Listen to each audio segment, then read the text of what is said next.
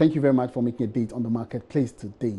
Now, the co-chairperson of the Ghana Extractive Industries Transparency Initiative, GHEITI, Dr. Steve Mantiao, has renewed his concern about the excessive discretionary powers given to the Minister of Lands and Natural Resources to determine fixing of royalties for mining firms. He noted that the minister could be corrupted by such firms to the detriment of the nation. Dr. Mantiao was reacting to some lapses identified in the latest report on Ghana's extractive sector, which revealed that the state is losing significantly annually as a result of some loopholes. He told Joy Business in an interview that unlike the oil and gas sector, where there seems to be some level of transparency through competitive bidding processes, the Minister for Lands and Natural Resources is responsible for fixing all royalties in the sector. What we found really as a major corruption risk in the extractive sector, especially at the contracting stage, has to do with the opacity that surrounds the negotiation of mining contracts in this country. We continue to do open deal, negotiated deal types, mostly behind the scenes, and with the Minister for Mines and Energy, Minister for Mines and Natural Resources given sweeping discretion.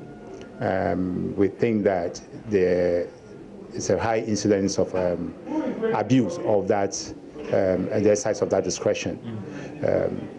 We find that somewhere up to 2015, we were doing a fixed range in terms of the royalty, 3 to 6%. As a result of the EITI recommendation, the royalty rate was varied from a range of 3 to 6% to a fixed rate of 5%.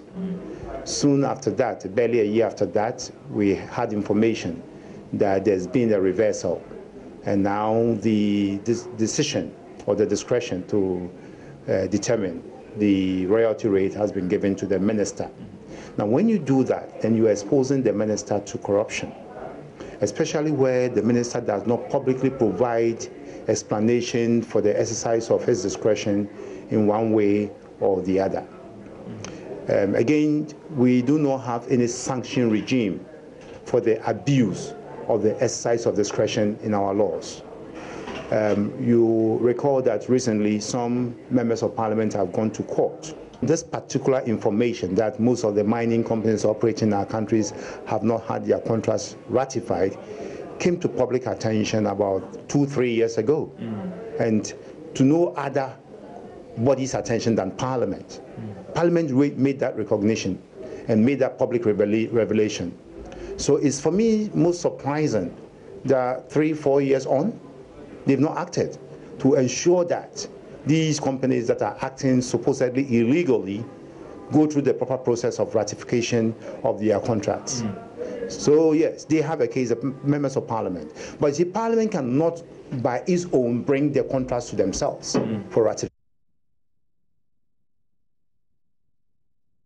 Meanwhile, Dr. Mantiao is also calling for the creation of a state agency to be responsible for gold exports to avoid the huge losses of revenue to the state annually. He criticized government for not doing much to correct the situation after a recent announcement by President Akufo-Addo that $5 billion worth of gold is exported illegally into the United Arab Emirates and other countries. Dr. Mantiao suggested government could liaise with some international agencies like the World Customs Union to track the exact amount of gold exports and whether they are duly customed to check the menace.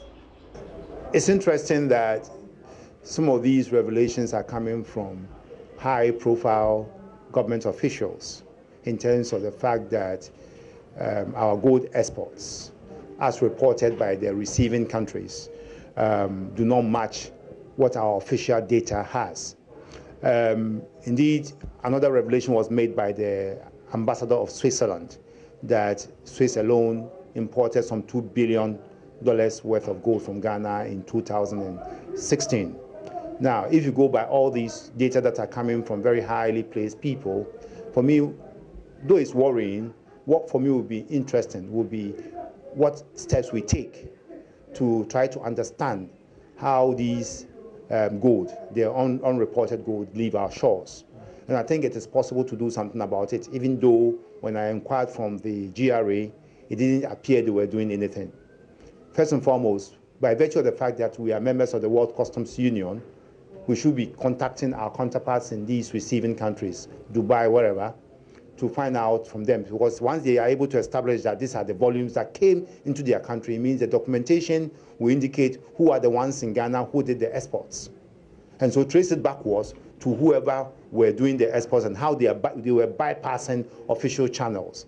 And then trying to understand these and put in place the necessary measures to forestall their reoccurrence. If even you were not going to punish those people involved, at least put in measures to forestall the reoccurrence of these things.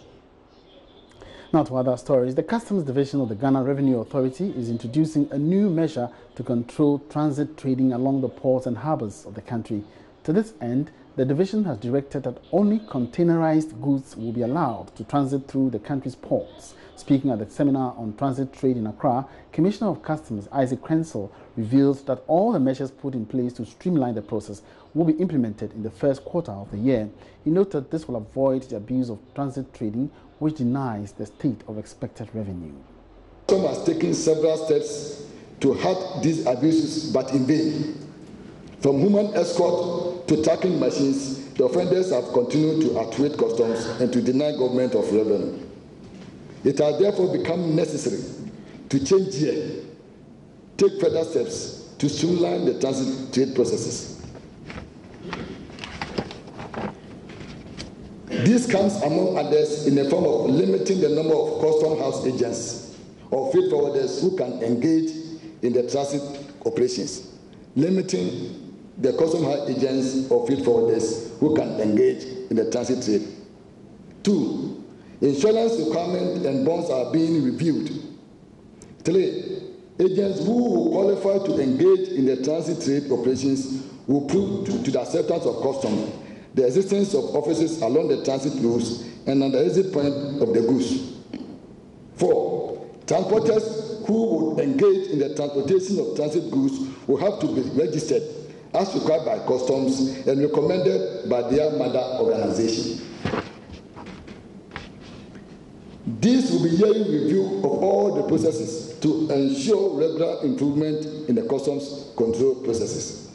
With time, transit goods will be transported in only containerized vehicles, except for bulky goods like iron rods.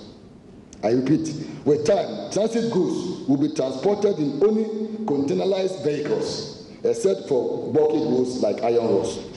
Mr. Chairman, it is also expected that the first port rule system will come into operation in the course of the year. We are hoping by the end of the first quarter. This system will make transitors pass their declarations and pay their duties in the destination countries upon receipt of the electronic manifest. The goods will only be released from the Ghanaian port after receiving notification through the system that the duty obligation have been met in the destination countries. Customs administration in Ghana is going to send custom officers in Burkina Faso and Mali to ensure that the first port rule system becomes effective. These steps are all aimed at ensuring that Ghana government gets all revenue due the state and duty paid on all goods actually consumed in Ghana. It will also ensure that the neighboring countries actually receive goods which leave our port on transit to such countries rather than being diverted. Meanwhile, Deputy Minister of Transport Daniel Titus Glover warns traders and officials of the Ghana Revenue Authority that the law will deal with everyone found to be evading tax through transit trade. Enthused and very excited to be part of this arrangement. And when these are going, I know our agencies have done their best.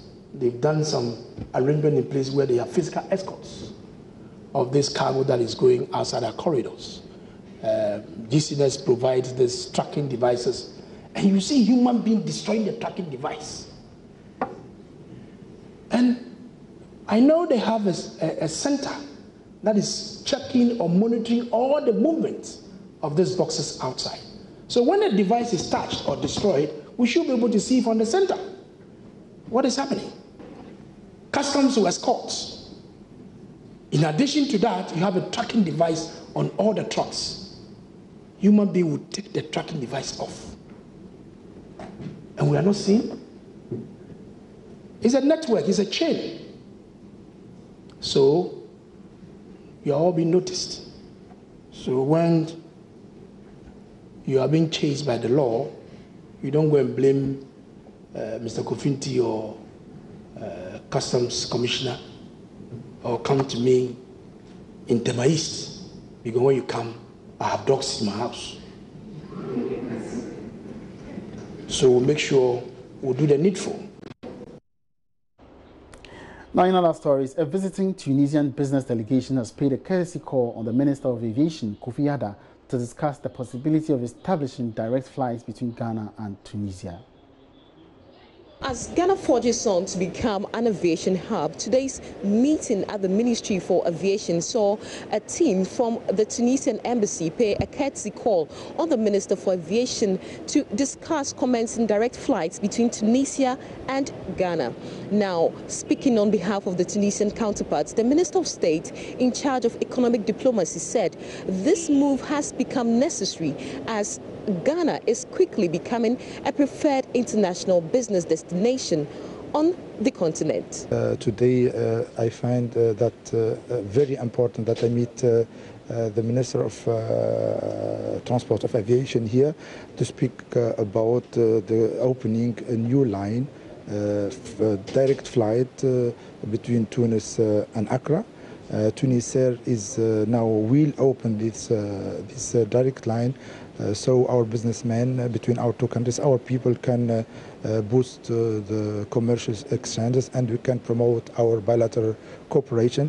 Engineer Simon Alute is the Director General for the Ghana Civil Aviation Authority, and he's been explaining to us that should discussions go on well, all this could become a reality within a space of 2 months. So once received the request from the Tunisian government, we will undertake a safety and security assessment of the designated airline. A team of safety inspectors will request for their air operator certificates, relevant authorizations, approvals, the insurance certificates they have on the airline, and if need be, there will be a site visit to look at their aircraft maintenance facility, and we'll look at their key personnel. And once we are satisfied that they meet all our safety and security requirements, we will accept the designation and ask for them to submit their plan, their schedule for operations, and all this could be done within a matter of 2 months. Reporting for Joy Business from the Aviation Ministry, my name is Sheila Tamaklo.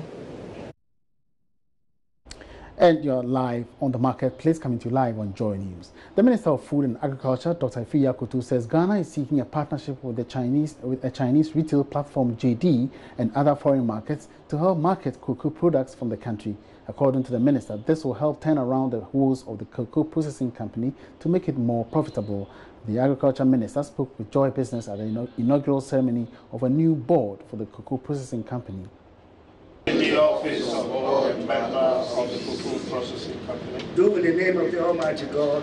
Do in the name of the Almighty God. Swear.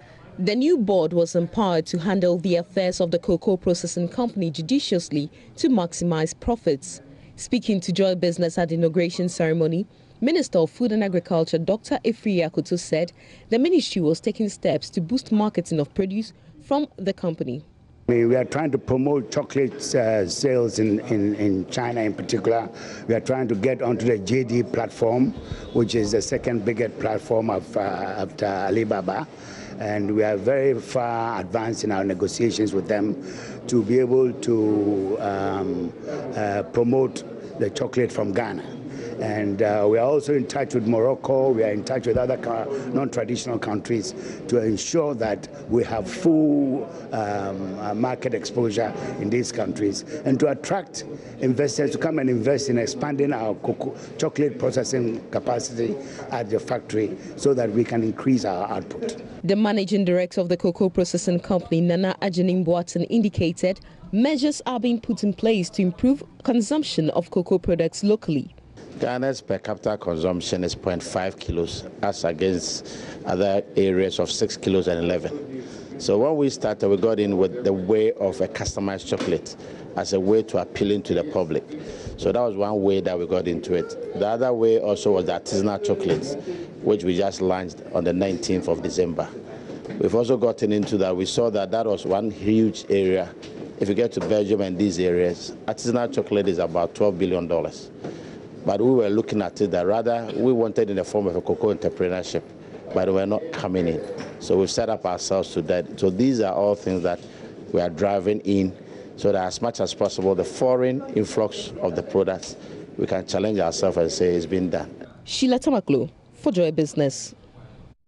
And in another development, the managing director of the cocoa processing company, Nanejini Mboating, is promising shareholders of a better performance on the stock market.